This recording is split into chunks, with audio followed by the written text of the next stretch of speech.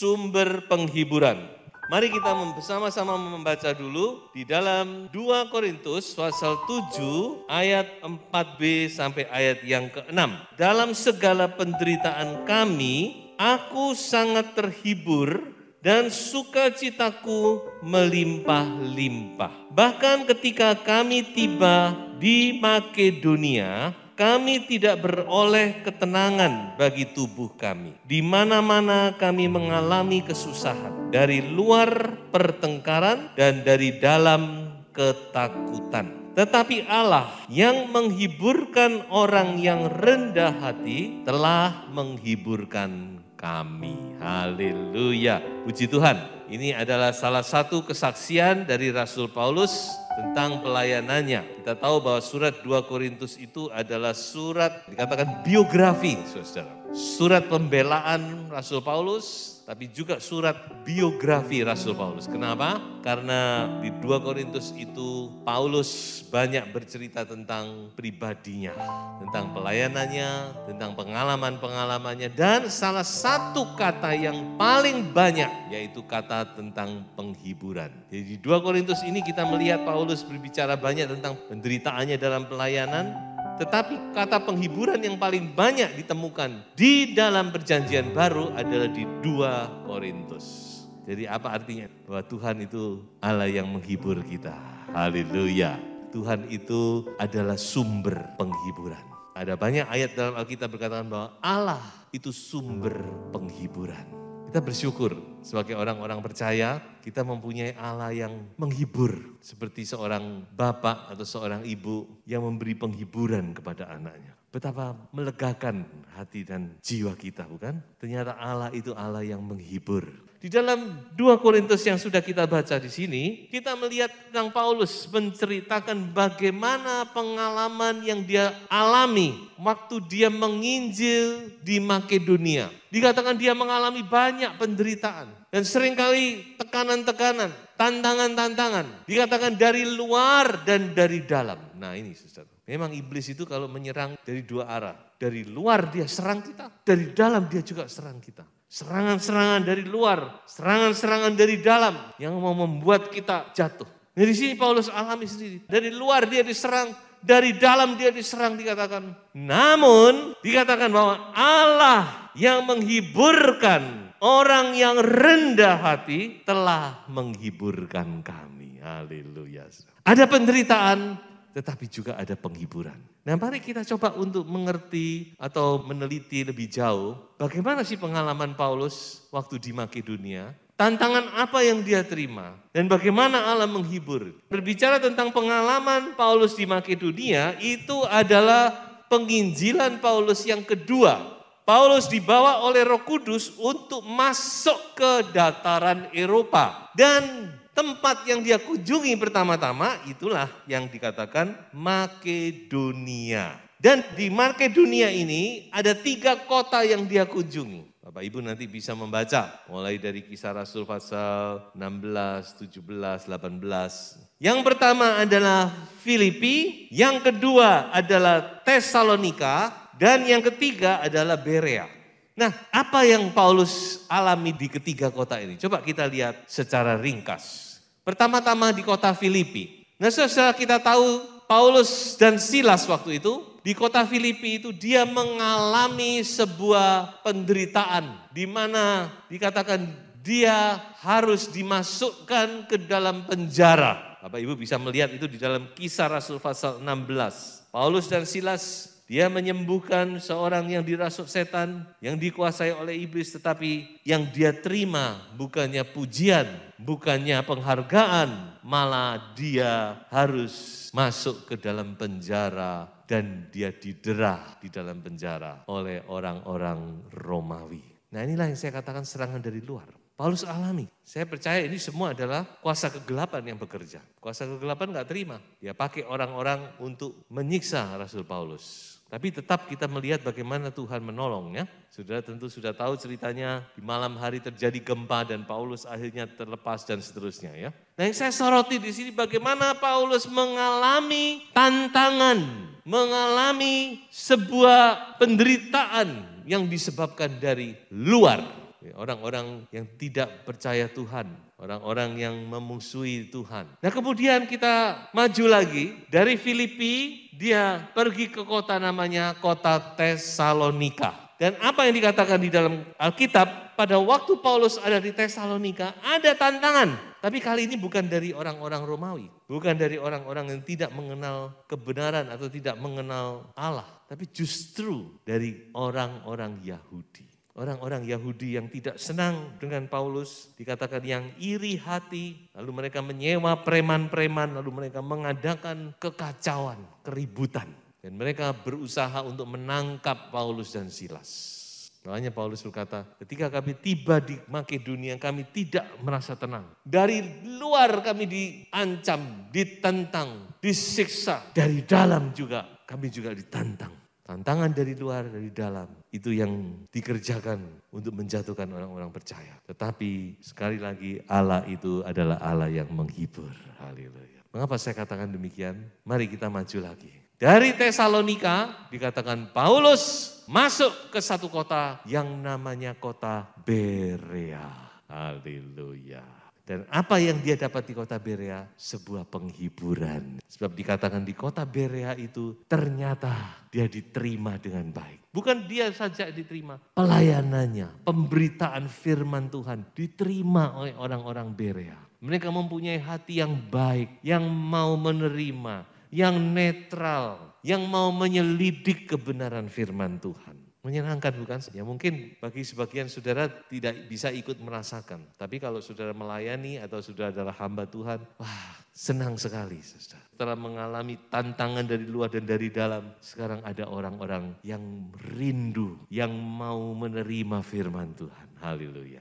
Ini sebuah penghiburan dari Rasul Paulus. Memang itulah kehidupan manusia saudara.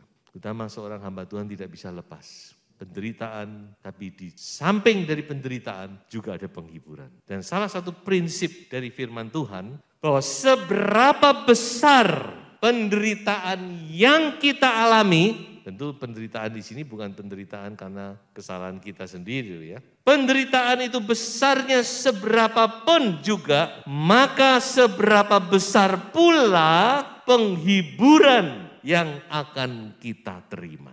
Haleluya. Itulah Allah kita, saudara.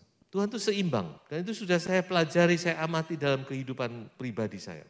Kalau Tuhan izinkan penderitaan, misalnya penderitaan itu, ya katakan kalau pakai angka ya, 50. Nanti Tuhan akan hibur 50 juga. Bahkan bisa lebih. 100 juga penghiburan. Dan itu sangat alkitabiah, saudara. Memang itulah Tuhan kita. Coba kita lihat ayat berikut ini. Saya bacakan saja, kembali ke 2 Korintus. Terpujilah Allah, Bapa Tuhan kita Yesus Kristus, Bapa yang penuh belas kasihan dan Allah sumber segala penghiburan, yang menghibur kami dalam segala penderitaan kami, sehingga kami sanggup menghibur mereka yang berada dalam bermacam-macam penderitaan dengan penghiburan yang kami terima sendiri dari Allah. Sebab sama seperti kami mendapat bagian berlimpah-limpah dalam kesengsaraan Kristus, demikian pula oleh Kristus kami menerima penghiburan berlimpah-limpah. Jadi apa yang saya katakan itu firman Tuhan, saudara. Saya tidak mengarang,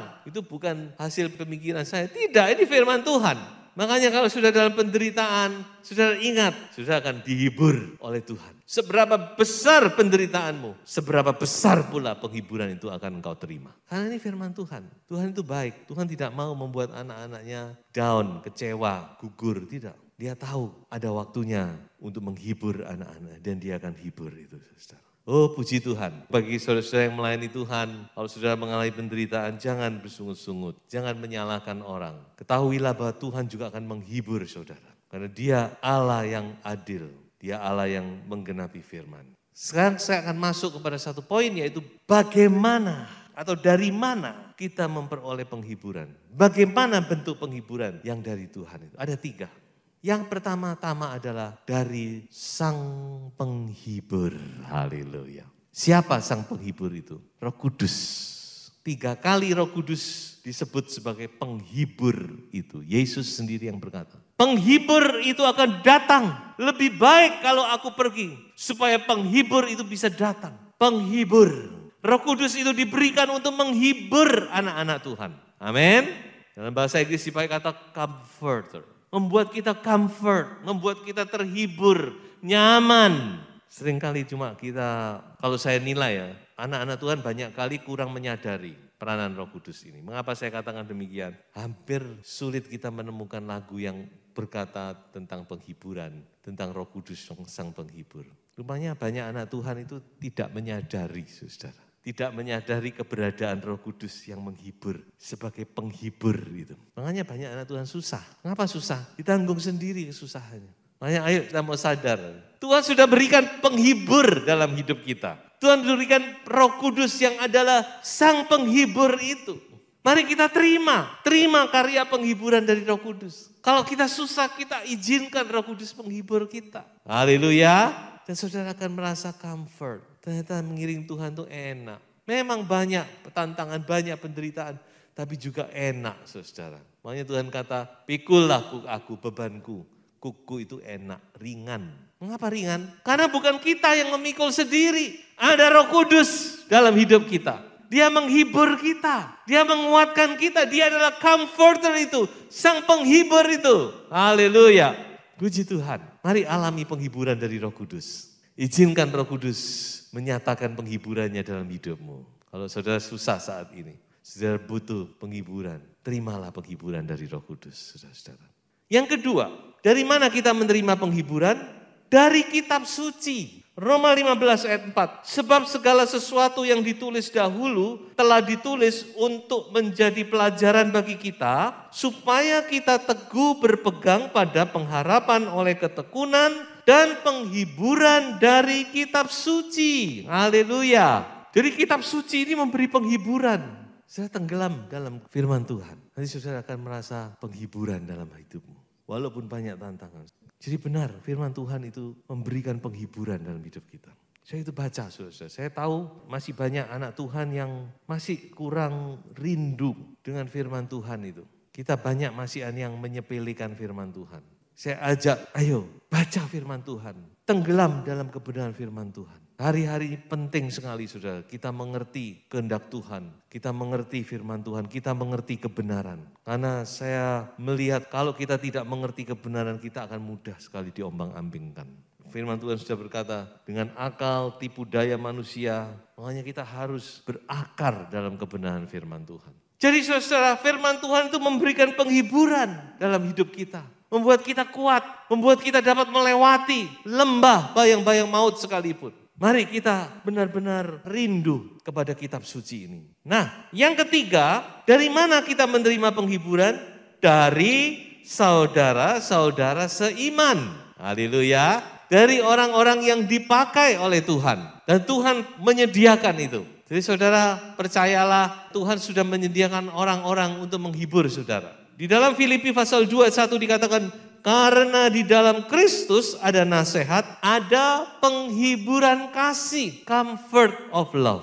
Ada persekutuan roh, ada kasih mesra dan belas kasihan. Ada penghiburan kasih, saudara. Bukan sekedar penghiburan, tapi penghiburan yang disertai dengan kasih dan itu luar biasa. Itu tidak sama dengan saudara nonton, mungkin ada tontonan-tontonan yang membuat saudara tertawa, terkekeh-kekeh, sejenak melupakan susahan saudara, tidak sama sekali. Ini penghiburan kasih yang membuat saudara lega, nyaman di hati. Membuat saudara kuat, membuat saudara dapat tegak berdiri. Dan Tuhan siapkan itu. Salah satunya yang tertulis di dalam kitab suci adalah seorang tokoh yang bernama Tikhikus.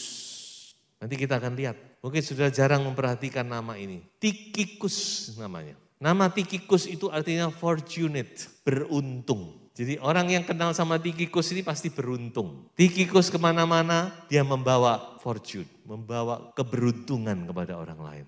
Itulah Tikikus, sudah. Salah seorang teman pelayanan dari Rasul Paulus. Coba kita lihat bagaimana Rasul Paulus mengatakan tentang Tikikus. Yang berikut ini. Nah, sudah lihat ini. Saya bacakan ya. Supaya kamu juga mengetahui keadaan dan hal ihwalku, maka Tikikus, saudara kita yang kekasih dan pelayan yang setia di dalam Tuhan akan memberitahukan semuanya kepada kamu. Dengan maksud inilah ia kusuruh kepadamu supaya kamu tahu hal ihwal kami dan supaya ia menghibur hatimu. Haleluya. Rupanya Tikikus ini punya satu karunia, saudara-saudara.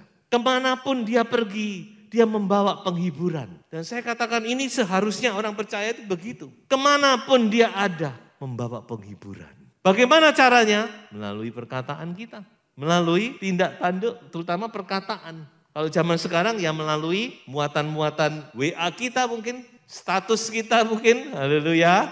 Ini Tikikus, saudara. Orang baca statusnya nyaman di hati. Nah, coba kita belajar. Keberadaan kita itu menghibur orang. Supaya orang bersentuhan dengan kita, itu dia merasa mendapat fortune, mendapat keberuntungan. Jadilah Tikikus di akhir zaman, saudara. Mungkin sudah tidak bisa menjadi Paulus, karena yang jadi Paulus cuma satu, Paulus tok. Banyak orang menggambarkan dirinya kayak Paulus. Nggak ada, yang di dunia cuma Paulus ya, cuma satu Paulus. Nggak perlu kita mau menjadi Paulus. Tapi kita bisa menjadi Tikikus, yang namanya juga tercatat di dalam kitab kehidupan anak domba. Coba kita lihat satu ayat lagi tentang Tikikus. Sekarang kepada sidang jemaat Kolose. Semua hal ihwalku akan diberitahukan kepada kamu oleh Tikikus, saudara kita yang kekasih, hamba yang setia dan kawan pelayan dalam Tuhan. Ia kusuruh kepadamu dengan maksud supaya kamu tahu akan hal ihwal kami dan supaya ia menghibur hatimu. Sekali lagi, Paulus kirim tadi ke jemaat Efesus. Sekarang Paulus kirim Tikikus ke jemaat Kolose. Untuk apa? Supaya jemaat Kolose terima penghiburan dari Tikikus.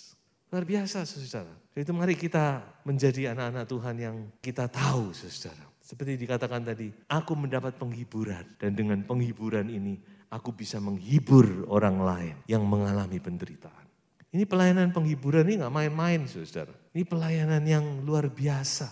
Ini pelayanannya Roh Kudus. Jadi pelayanan Tikikus itu pelayanan Roh Kudus. Saya tidak berlebihan kalau mengatakan bahwa Tikikus itu dalam hal ini dia adalah gambaran dari Roh Kudus yang diutus oleh Bapa, diutus oleh Yesus untuk menghibur gerejanya. Sama, Tikikus diutus oleh Paulus untuk apa? Untuk menghibur.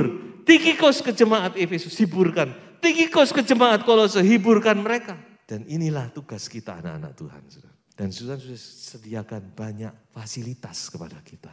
Apakah sudah kita pakai dengan baik? Tadi sudah saya katakan tadi. Salah satunya media sosial. Bagaimana isi media sosial kita? Bagaimana isi status kita? Apa sudah menjadi berkat bagi orang lain? Kita harus memberikan penghiburan. Sebelum saya akhiri khotbah ini, saya memberi sebuah kesaksian. Seorang anak Tuhan yang tidak terkenal dan tidak dikenal. Seorang ibu yang sederhana. Tadinya saya juga nggak memperhatikan, saudara-saudara. Tiap pagi dia menyapa saya melalui WA. Lama-lama saya perhatikan dan saya dapat berkat, saudara-saudaraku. Dan sekarang malah saya tunggu-tunggu sapaannya itu. Mengapa? Karena sapaannya itu menjadi berkat bagi saya. Kadang-kadang hati saya lagi sumpek, hati saya lagi suntuk, pikiran saya suntuk. Tapi ketika saya mendapat sapaan itu, rasanya. Bayangkan, ini seorang hamba Tuhan perlu mendapat kesegaran semacam itu. Apalagi jemaat. Saya bacakan ya bagi saudara. Karena sudah tidak akan tahu siapa orang ini. Yang tahu yang bersangkutan. Ini sapaan yang sederhana. Tapi membuat hati saya, puji Tuhan. Luar biasa. Puji Tuhan, selamat pagi Bapak Pendeta. Sukacita bangun pagi. Tuhan Yesus sangat baik. Pekerjaan Tuhan diberkati. Bayangkan saudara-saudara. Seorang hamba Tuhan perlu kata-kata penghiburan itu. Comfort. Dan saudara dipakai oleh Tuhan. Mengapa saudara tidak fungsikan itu? Mengapa justru kata-kata yang tidak baik yang sudah lontarkan? Yang hanya membuat orang bertanya-tanya. Yang hanya membuat orang tersinggung. Ayo berhenti. Mulai dengan kata-kata yang positif. You can be a comforter. Saudara bisa menjadi penghibur. Karena sang penghibur itu ada dalam hatimu. Allah itu sumber penghiburan, saudara-saudaraku. Dan dunia ini sekarang perlu penghiburan. Tidak perlu yang lain. Tidak perlu unek-unek kita. Mereka tidak perlu dengar pergumulan kita. Kalau saya suka menulis status, mungkin status saya banyak, saudara. Tapi memang saya kurang suka menulis begitu. Tapi yang dunia butuhkan sekarang ini, comfort. Penghiburan itu. Pakai hidupmu untuk menjadi penghibur. Jadilah seorang penghibur. Sehingga orang yang kenal dengan kita benar-benar mendapat fortune. Beruntung. Tuhan Yesus memberkati.